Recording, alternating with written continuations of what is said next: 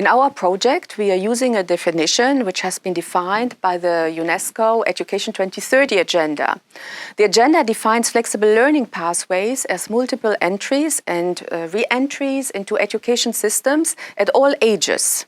These entries and re-entries are based on the recognition, validation and accreditation of knowledge, skills and competencies. There are important benefits also for students and education systems at large. Students benefit because they have greater choice in education and they can adapt career pathways and study pathways to their particular situations.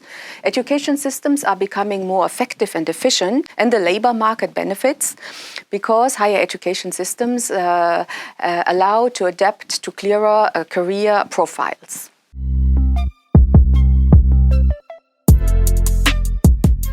In many developing countries, higher education policy focuses on providing access to traditional students. Non-traditional students are less taken into account.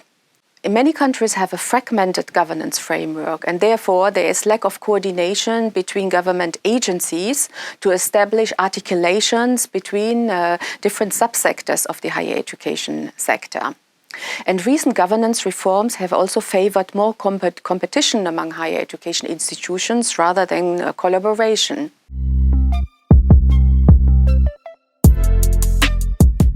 In our research, we have noted that governance frameworks are particularly important, such as quality assurance and funding mechanisms. In South Africa, for instance, quality assurance makes sure that articulations are in place at the program level so that students can flexibly move into higher education programs and out of them. So in our study, we can see how higher education institutions set their own policies for open and distance learning and offer credit for MOOCs from national and international platforms into their curriculum.